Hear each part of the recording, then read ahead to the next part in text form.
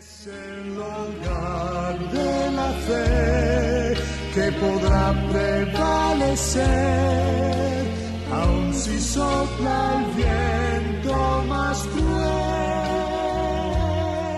Estamos hablando este mes de diciembre acerca de la familia sagrada. La familia sagrada es la familia cristiana, ¿cierto? La familia piadosa.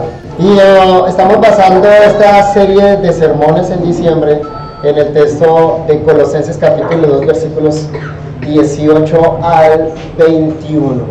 Comenzamos hablando de esta familia, describiendo la unidad conyugal en los versículos 18 y 19. Una armonía que da la palabra de Dios, un equilibrio perfecto que nos provee, donde las esposas se someten a sus maridos, pero los esposos aman a sus esposas, cuidan de ellas, las protegen. Y luego continuamos hace 8 días hablando del deber de los hijos. Los hijos son llamados por Dios a obedecer a sus padres, pero yo les hacía una advertencia: no veamos el deber de los hijos aislado de lo que viene a continuación, o sea, lo que vamos a considerar hoy, y es el deber de los padres.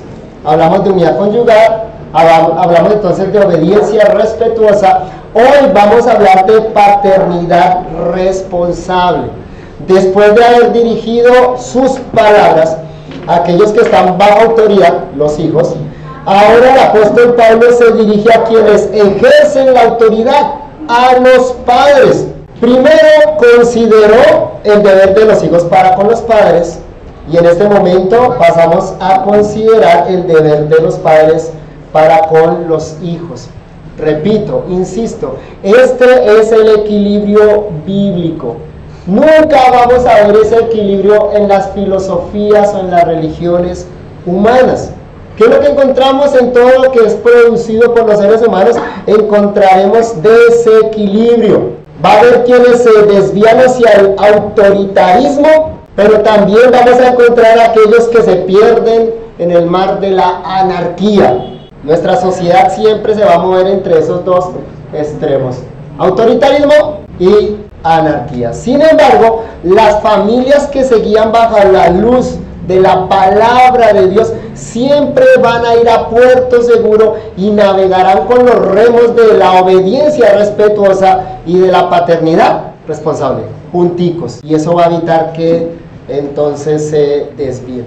En el sermón de hace 8 días hacíamos notar la importancia de mantener estos dos aspectos juntos, hermanos, y no me voy a cansar de repetirlo, pues al igual que en el caso de la unidad conyugal, donde se requiere sumisión de la esposa, pero se requiere el cuidado amoroso del esposo, la unidad familiar depende de mantener el equilibrio entre la obediencia respetuosa de los hijos y la paternidad responsable. Repito, la unidad familiar depende de mantener ese equilibrio. Sí, obediencia a los hijos, por supuesto, pero también paternidad responsable.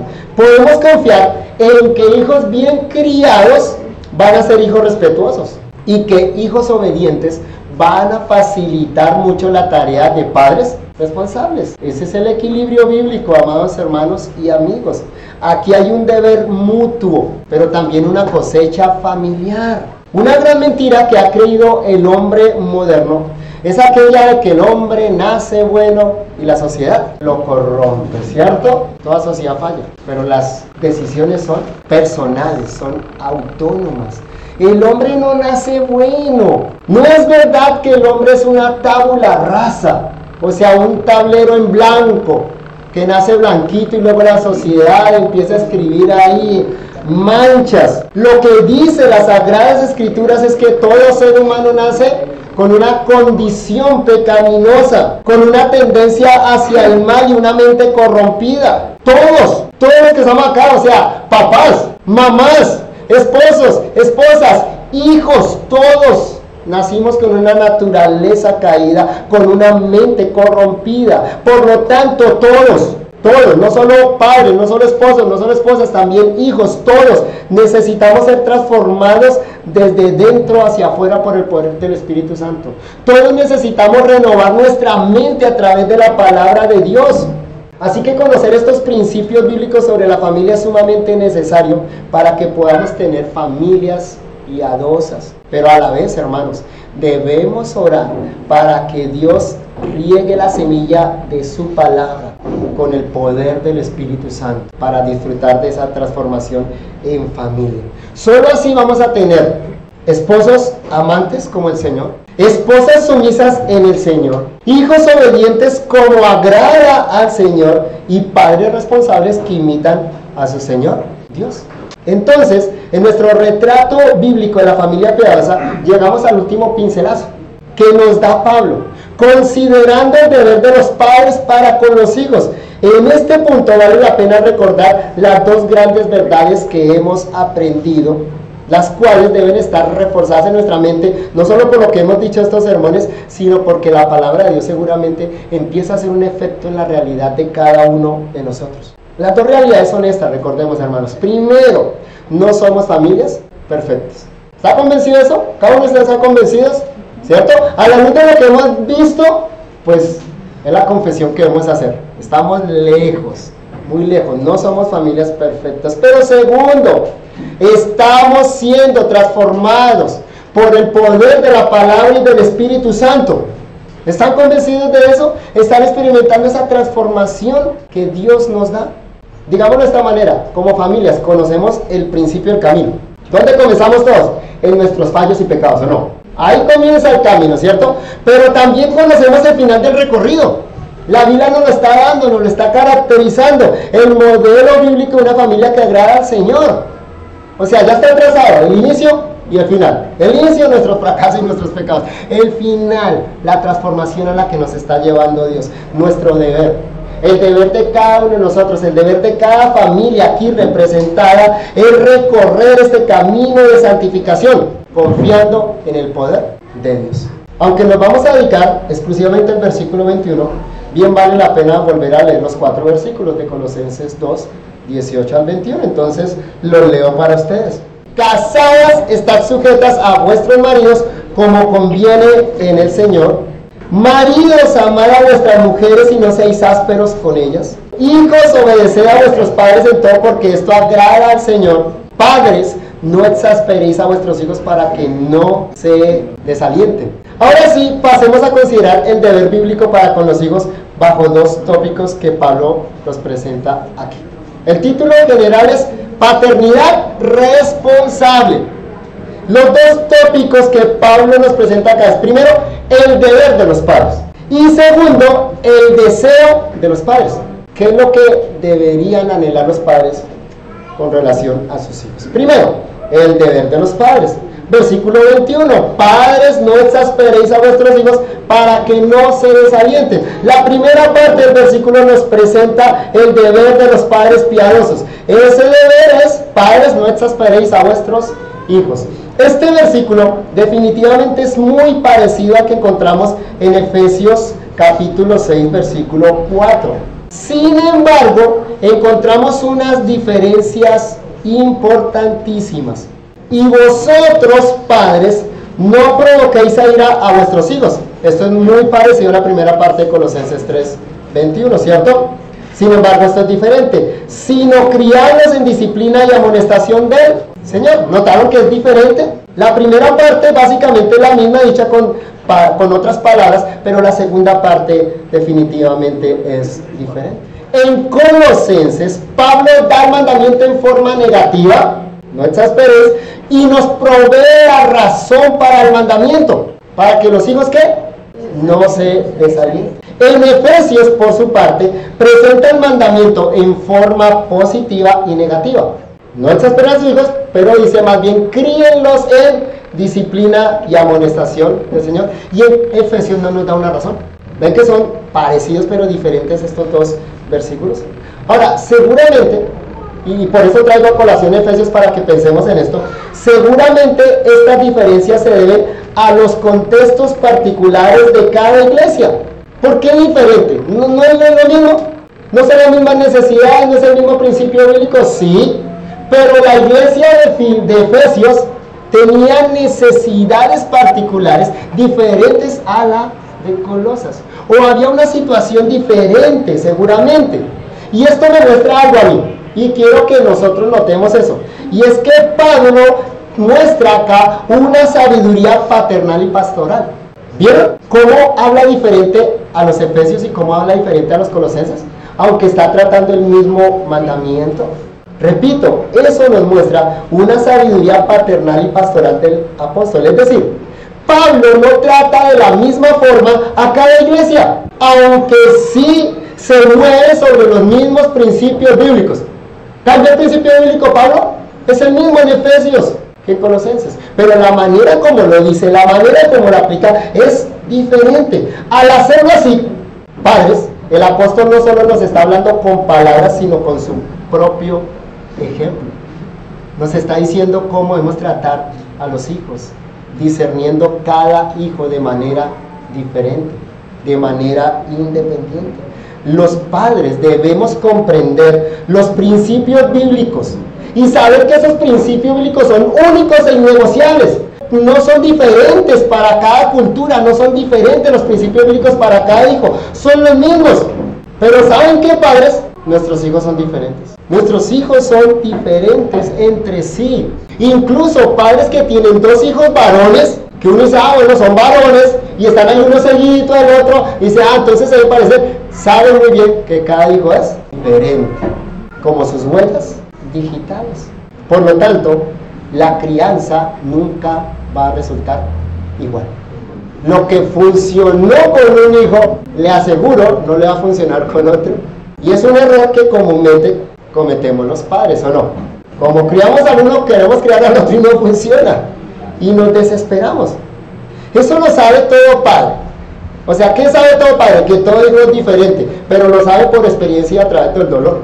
Cuando ya cometimos muchas embarradas con los hijos, caemos en cuenta y decimos, este era diferente y no funcionaba como con el otro. De manera más concreta, digamos que al comparar lo que Pablo dice en Colosenses con lo que dice en Efesios, notamos que en un caso se requería más disciplina, pero en otro se requería más comprensión. ¿En qué caso de los dos, Efesios y Colosenses, se requería más disciplina? ¿En Efesios? ¿Y en qué caso se requería más comprensión? En el caso de Colosenses. Porque ahí Pablo dice, para que sus hijos, ¿qué? No se desalienten. Otra vez les repito, ¿notan ustedes la sabiduría pastoral y paternal del apóstol Pablo? Los padres efesios debían prestar más atención a la disciplina y amonestación de sus hijos. Los que conocen también, claro, pero había una necesidad mayor en los padres de la iglesia de Éfeso con relación a ese aspecto. No obstante, los padres colosenses debían estar más atentos a no exasperar a sus hijos. Claro, debían criarlos en disciplina y amonestación, pero necesitaban prestar más atención a este otro aspecto. Ahora, hermanos, los dos aspectos son esenciales en el deber de los padres para con los hijos. Disciplina y amonestación del Señor, pero también no exasperar a los hijos. Son los dos, no es el uno sino el otro, pero las circunstancias particulares requieren énfasis especiales. Eso es lo que nos enseña la manera como el apóstol trata el tema en un lado y en otro lado. Alguna vez estaba hablando con alguien de cuán fácilmente nos movemos los cristianos, y bueno, todo ser humano, pero estamos hablando en otro contexto cristiano, entre extremos. Y hablamos de teología. Y bueno, y en realidad esto, vuelvo y digo, aplica a toda la vida. ¿Sí o no? ¿Nos movemos entre extremos o no? Y en teología hay mucho más. Pasamos del activismo a la pasividad. ¿La ha pasado usted? Pasamos de la exaltación del hombre a la teología del gusano. Solo a predicar la miseria al hombre. Pasamos del pelagianismo al hipercalvinismo. Pasamos del evangelismo explosivo a ser cristianos agentes secretos. Y etcétera. Podría llevar cualquier cantidad de extremos. Como cuando veníamos de extremos, nuestra reacción natural, ¿cuál es? Irnos al otro extremo. Entonces, esa persona con la que yo hablaba me preguntó sobre cómo mantener un equilibrio bíblico. Bueno, si esa es nuestra naturaleza, y eso es evidente, bueno, ¿cómo ser equilibrados? Mi respuesta fue esta: debemos mantenernos en la Biblia. Parados en la Biblia, leer la Biblia, mucho leer la Biblia, pues la Biblia tiene un equilibrio. Somos los hombres los que desequilibramos todo, incluso la teología. Las cosas buenas las corrompemos, pero cuando nosotros nos dedicamos a leer la Biblia, a estudiarla, a comprenderla correctamente, la Biblia misma nos va a proveer el equilibrio en la balanza. ¿Lo han notado en los textos de Colosenses que hemos estudiado? ¿Cómo Pablo habló a la esposa pero luego habló al esposo? ¿Eso no es equilibrio? Ahí pegadito, ahí seguidito. ¿Cómo Pablo le habló a los hijos pero ahora le habla a quiénes? Ahí seguido. Eso es un llamado de atención, nos está diciendo cuidado, no se desequilibren. Cuando leemos mucho la Biblia, la estudiamos con seriedad, la Biblia misma nos va a proveer su equilibrio y va a evitar que nos desviemos a los extremos. El equilibrio de la Biblia es maravilloso, hermanos. ¿Saben que a los esclavos de Norteamérica sus amos le predicaban la Biblia? Claro, ellos le predicaban la Biblia a sus esclavos, pero ¿saben por qué los esclavos se mantenían siendo esclavos sin ningún deseo de salir de la esclavitud? Porque solo les predicaban Colosenses 3:22 al 25 y nunca les predicaban Colosenses 4:1. Claro, los esclavos no sabían leer, les hablaban de esclavos, obedezcan a sus amos, pero nunca les dijeron, amos, traten bien a sus esclavos. El equilibrio bíblico está ahí, pero como ellos no sabían leer, sus amos se aprovecharon de eso. Por eso, mis queridos hermanos, es tan fundamental leer la palabra de Dios por nosotros mismos, para que no nos engañen. Volviendo a nuestro texto, entonces notamos que en Colosenses, Pablo se detiene a escribir el deber de los padres en forma negativa. Es decir, mostrándonos a los padres lo que no debemos hacer. ¿Qué es lo que dice el texto? Padres, no exasperéis a vuestros hijos. La palabra padres aquí es diferente a la que él utilizó en el versículo anterior. ¿Recuerdan que yo les explicaba hace 8 días la palabra padres allí en el versículo 20? Hijos, obedecer a vuestros padres. La palabra padre, ¿qué significaba ya en ese versículo 20? ¿Recuerdan? Papá y mamá. La palabra literalmente en griego significa progenitores. Ahora, la palabra que Pablo utiliza en el versículo 21 es la palabra griega pateres, que muy probablemente se dirige en primer lugar, aunque no exclusivamente, a los varones. Hay un cambio de palabra, eso no es indicar. Es decir, Pablo quiere hablarle primordialmente aquí en este versículo, ¿a quién? A los varones, a los papás, varones, pero no exclusivamente. Me explico, los varones tendemos mucho más a la ira y por lo tanto al trato áspero de los hijos. Y eso es lo que Pablo tiene en mente acá. Y seguramente era una situación particular allá en Colosas. Todos conocemos historias de violencia intrafamiliar que normalmente tienen como protagonista al padre, donde la madre incluso se pone en el medio para evitar que el padre maltrate a los hijos. Es lo común. No siempre sucede así, pero no es lo común. El hombre violento que maltrata a la esposa y maltrata a los hijos. Muy seguramente por eso entonces acá Pablo se dirige a los padres, varones, en primera instancia. Pero, repito, esto no quiere decir que las madres no maltraten a sus hijos, porque el maltrato físico no es el único que existe. Aunque hay madres que maltratan físicamente a sus hijos, normalmente las madres manipulan emocionalmente a los hijos y eso también es maltrato. Y a la lista entonces de maltrato físico, de maltrato emocional, nosotros podríamos añadir maltrato psicológico y descuido físico de los hijos. Todo eso lo podemos meter en lo que Pablo está diciendo acá, que los padres no debemos exasperar a los hijos. El asunto es resaltar que Pablo en este pasaje se está dirigiendo a los padres, primero a los varones, pero también a las mujeres. El deber es este, simplemente, no que exasperéis. Algunas versiones han traducido esa palabra griega que Reina Valera pone exasperar como no hagáis enojar. Dios habla y lo pone así. Padres, no hagáis enojar. Otras versiones, como por ejemplo la Reina Valera 1909, traducen no irritéis. No irritéis a vuestros hijos. El verbo que Pablo usa acá es muy interesante, pues se usa para señalar efectos emocionales, tanto positivos como negativos. El otro uso de esta palabra en el Nuevo Testamento presenta precisamente un caso positivo. Esta palabra solo aparece 2 veces, esa palabra griega, estoy pensando en la palabra griega que aparece ahí, solo está 2 veces en el Nuevo Testamento. Acá en Colosenses, donde tiene un sentido negativo, pero aparece en 2 Corintios 9:2 con un sentido positivo. Busquémoslo. Miren en su Biblia, 2 Corintios 9:2. Para que noten lo que significa básicamente, en su sentido fundamental, esta palabra que aquí se tradujo exasperar. Pues conozco vuestra buena voluntad, de la cual yo me glorío entre los de Macedonia, que acá ya está preparada desde el año pasado y vuestro celo ha estimulado a la mayoría. Estimular. Es la misma palabra griega, acá estimular, la misma palabra griega que en Colosenses 3:21 fue traducida exasperar. ¿Ven el significado de la palabra? Tan interesante. Aquí en Corintios, la palabra significa literalmente promover, provocar positivamente el ánimo de alguien. O sea que la palabra en sí significa provocar el ánimo de alguien, tanto positiva como negativa. Vamos a pensar en el efecto que nosotros tenemos sobre nuestros hijos emocionalmente. En el caso de los corintios, que acabamos de leer, Pablo dice que el celo de los corintios estimuló a otras iglesias a que ayudaran en la colecta para los pobres de Jerusalén. ¿Vieron lo que hicieron los corintios? Estimularon a otros. Y algo me parece sumamente interesante acá, y es que ese acto de los corintios no fue directo, fue indirecto. ¿Me explico? No fue que los corintios hicieron algo para con las otras iglesias. No fue que los corintios le hicieron algo a las otras iglesias. Fue que las otras iglesias vieron algo en los corintios que los estimuló a hacer el bien. Fue un acto indirecto de los corintios. Los corintios simplemente hicieron un bien, recolectaron ofrendas para mandar a Jerusalén, y eso estimuló a las otras iglesias. Podríamos decir que fue un estímulo pasivo, no activo.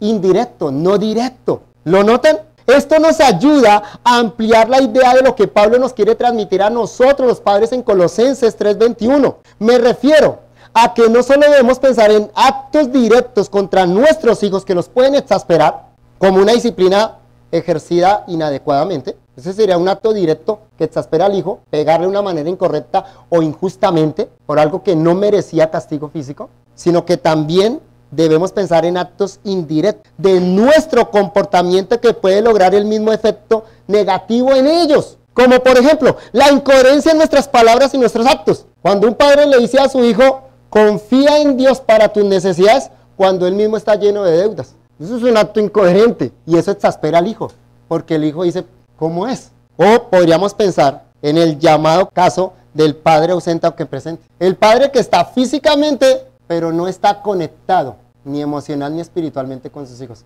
No está haciendo algo activamente, sino pasivamente. ¿Pero qué puede producir eso en el hijo? Desalentarlo, exasperarlo. El uso que Pablo le da a esta palabra en Colosenses evidentemente es negativo. Por eso, aquí en Colosenses no se traduce estimular.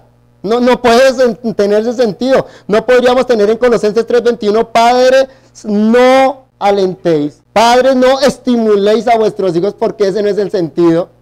Por eso nuestros traductores correctamente lo colocaron, no exasperéis o no irritéis a vuestros hijos. Es decir, Pablo nos está prohibiendo a los padres, porque es un mandato firme, nos está prohibiéndonos producir algún efecto negativo en el estado de ánimo de nuestros hijos. Y aquí es donde uno para como padre, ¿no? Y se agarra la cabeza y dice cuántas veces lo he hecho y de cuántas formas. Esto es muy importante porque muchas veces, y digo como cristianos, tenemos visiones reduccionistas de la crianza, que no toman en cuenta todos los factores de la propia crianza ni la realidad humana de nuestros hijos. Pensemos en algunos casos para que podamos reflexionar. Hay padres que lo único que hacen es dar devocionales a sus hijos, pero nunca juegan con ellos. Están cumpliendo Efesios, pero no están cumpliendo Colosenses. ¿Sí me hago entender? Porque nuestros hijos no son solo espíritu, son también carne y hueso. También tienen emociones. No solo tienen necesidades espirituales, también tienen necesidades físicas y emocionales. Otros padres lo único que hacen con sus hijos es decirles lo que hacen mal, pero nunca reconocen sus logros. Son padres de visión negativa, nunca estimulando a sus hijos por sus logros. Tienen una facilidad increíble estos padres de ver lo malo, pero miopes totalmente para reconocer lo bueno. Otro tipo de padres piensan que exaltar las virtudes del hijo es pecaminoso, porque hará que su ego crezca, y entonces solo les predican la teología del gusano. Eres miserable, eres pecador, mereces la condenación. Nunca le voy a decir a mi hijo algo positivo, nunca le voy a exaltar una virtud, porque es que se le va a crecer el ego y se va al infierno. Yo no encuentro eso en la Biblia. ¿Saben cómo empieza normalmente Pablo sus cartas? Antes de dar palo, exaltando algo de una iglesia. Incluso de la terrible iglesia de Corinto. Lea el primer capítulo de 1 Corintios y lo primero que hace el apóstol es exaltar las virtudes de ellos. ¿Cómo crecen hijos? Que nunca escuchan algo positivo de sus padres para con ellos. Que nunca escuchan a un padre exaltar una virtud de su hijo. Pues crecen pensando que no sirven para nada y crecen con una frustración grande. Nunca voy a satisfacer a mi padre. ¿Cómo se les predica el evangelio? Otros padres tienen como único objetivo en la vida de sus hijos logros académicos. Lo único. Bueno, y como nos han metido en la cabeza que la educación es lo que salva al hombre, entonces tienes que estudiar. Así que miden el valor de sus hijos de acuerdo a la sábana de notas. Cuando llegan las notas, ese es el valor que tiene el hijo para ellos. Y podríamos dar casos, y creo que cada uno de nosotros podría dar algún caso de la experiencia propia, de cómo nosotros hemos sido desequilibrados y hemos exasperado a nuestros hijos. Claro, para ser equilibrados hay que decir que en el extremo opuesto tenemos padres que descuidan sus deberes espirituales con sus hijos. Pero eso es lo que Pablo habla en Efesios, y no estoy predicando Efesios, estoy predicando Colosenses. Pero en este punto, lo que quiero enfatizar, y creo que Pablo supone el deber espiritual de sus padres, el punto es que estos padres estaban fallando en cuanto a su deber emocional para con sus hijos. Y eso me hace pensar que quizá nosotros como padres cristianos, que tenemos una buena teología en la cabeza, estemos fallando en lo que el apóstol resalta aquí. Cada uno debe evaluarse de manera particular, hermanos. El asunto es que Colosenses nos recuerda algo que tendemos a olvidar como padres cristianos. Voy a ponerlo positivamente. Es nuestro deber alentar a nuestros hijos. Negativamente lo dice Pablo, ¿cierto? No exasperéis. Positivamente, ¿cómo es? Es nuestro deber alentar a nuestros hijos. O más masticado aún, es nuestro deber mantener a nuestros hijos en un estado de ánimo ideal, correcto, apropiado. Tenemos esa responsabilidad delante de Dios. Así que avancemos al segundo punto. Ese era el deber de los padres piadosos. De acuerdo a nuestro texto, ¿cuál es el deseo de los padres piadosos para con sus hijos? Colosenses dice lo siguiente. Sigo en Colosenses 3:21. Padres, no exasperéis a vuestros hijos para que no, ¿qué? Noten, para que no, razón o propósito incluso, ¿sé qué? Se desalienten. El verbo desalentar es otro que enfatiza el estado de ánimo, ¿o no? Exasperar, enfatizado el estado de ánimo. Desalentar, también enfatiza el estado de ánimo de los hijos. Se puede traducir dejar descorazonado. Dejar descorazonado. O sea, para que sus hijos no queden descorazonados. Dios habla hoy, dice, para que sus hijos no se desanimen. Reina Valera 1909 tiene para que sus hijos no se hagan de poco ánimo. Me gustó eso. Repito, mire cómo lo pone Reina Valera 1909. Para que sus hijos no se hagan de poco ánimo. Qué interesante, ¿no? Lo que nos está transmitiendo acá el apóstol Pablo. ¿Notamos lo que quiere enfatizar? En palabras simples, y creo que no lo puedo decir de una manera más simple, la forma como los padres tratamos a los hijos tiene una relación directa con su estado de ánimo. Hermanos y amigos, esto es así por lo que yo expliqué la semana pasada. La semana pasada yo decía, los padres representan a Dios delante de los hijos. Pensemos en eso un momento y dejemos de lado por ahora a los hijos. Pensemos como padres. Quiero apelar a los padres, papá y mamá. Pensemos nosotros en nuestra propia relación con Dios. Deja de lado por un momento a tu hijo.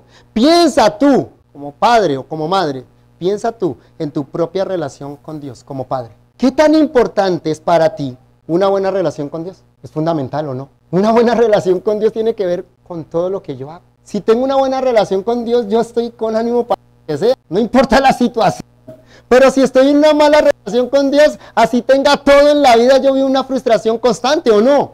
Bueno, eso lo puede experimentar alguien que tiene el Espíritu y es creyente, ¿no? Estoy apelando a padres cristianos. Estoy hablándole a padres verdaderamente cristianos. Así que la pregunta más profunda es esta. ¿No es verdad que tu estado de ánimo está directamente a la forma como percibes que Dios te ve? ¿Cómo crees que Dios te ve? De eso depende tu estado de ánimo.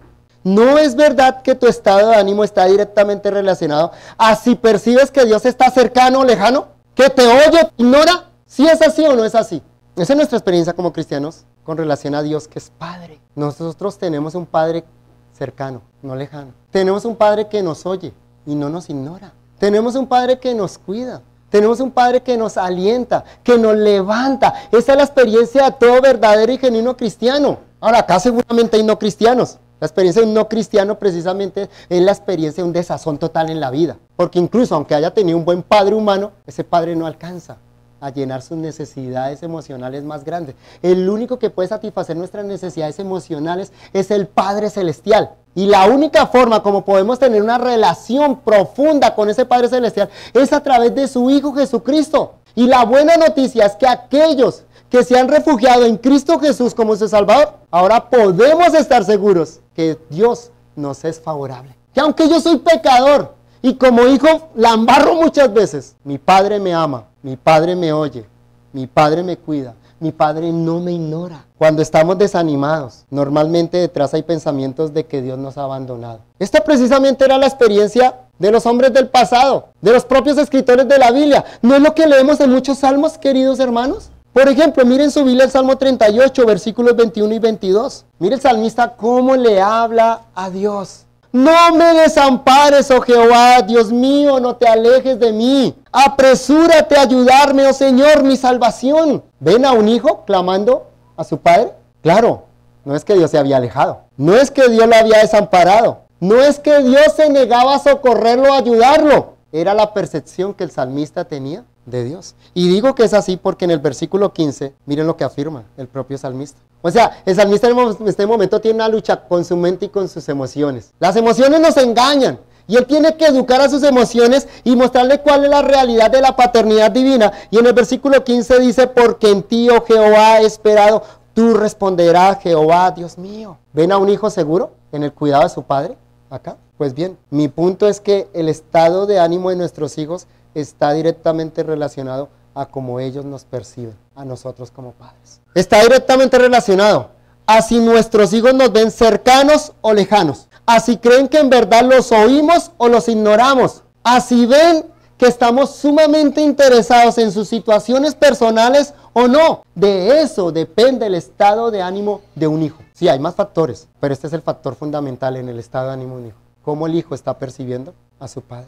Y miren, eso automáticamente el hijo lo va a transportar a su relación con Dios. Esa es una de las principales razones por las cuales hijos de cristianos no quieren saber de Cristo. Porque fueron padres que lo mostraron a un Dios lejano, a un Dios desinteresado, a un Dios que los ignoraba. A eso, queridos padres, a eso precisamente es a lo que se refiere el apóstol cuando nos dice: padres, no exasperéis a vuestros hijos para que no se desalienten. Mire, Pablo no está diciendo acá, hagan todo lo que sus hijos digan. Pablo no está diciendo acá, obedezcan a sus hijos en todo, porque el deber de obediencia es de los hijos para con los padres. Pablo está diciendo, préstenle atención a sus hijos, es lo que ellos piden. No están pidiendo juguetes para esta Navidad, no están pidiendo un PlayStation, no están pidiendo un iPhone, están pidiendo tiempo de sus padres, están pidiendo los oídos de sus padres. Es lo que grita esta generación de niños o de jóvenes, ¿no es así? Hay acciones y actitudes de nuestra parte que van a producir desaliento en nuestros hijos.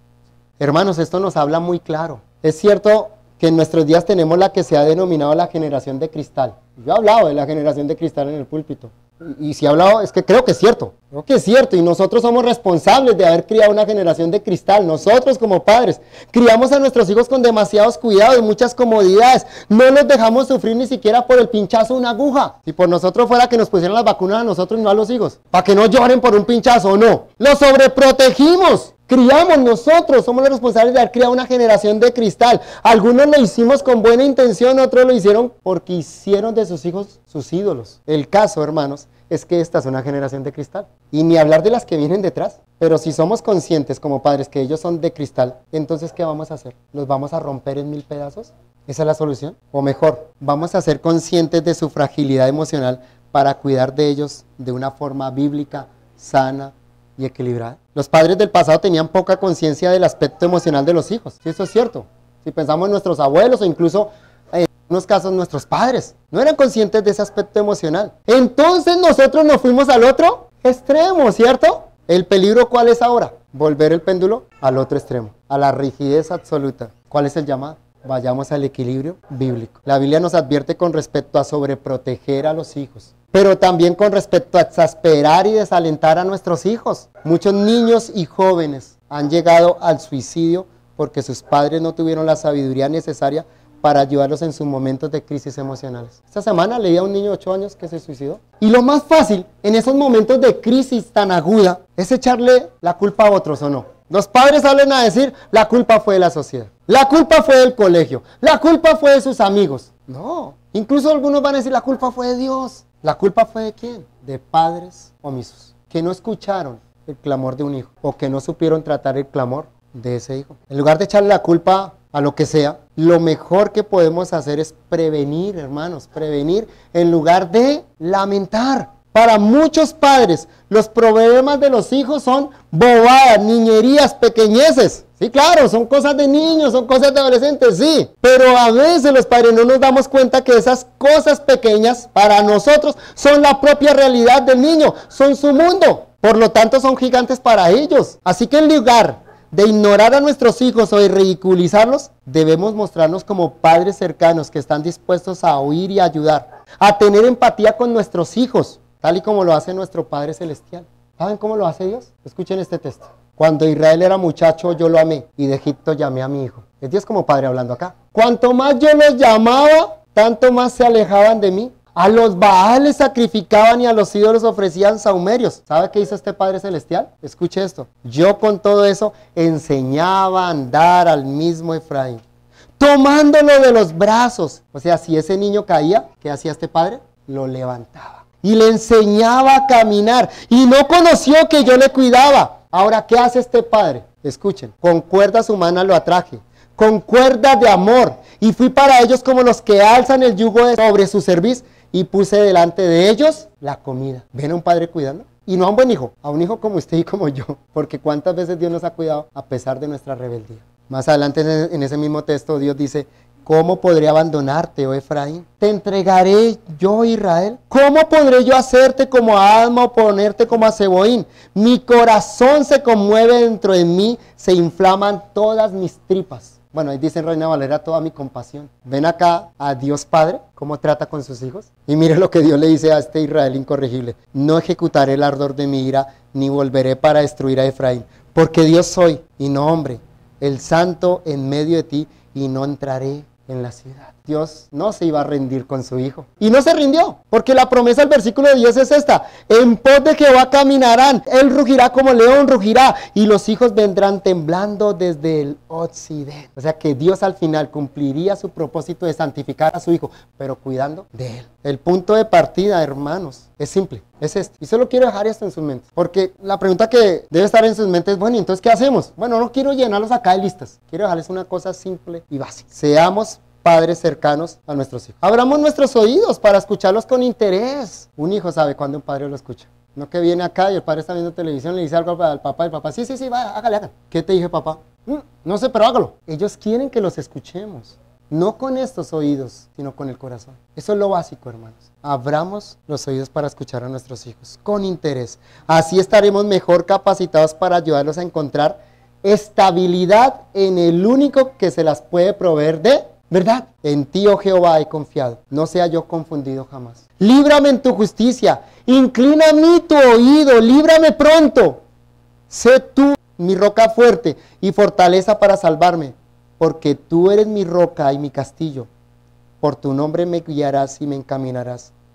Sácame de la red que han escondido para mí, pues tú eres mi refugio. En tu mano encomiendo mi espíritu. Tú me has redimido, Jehová, Dios de verdad.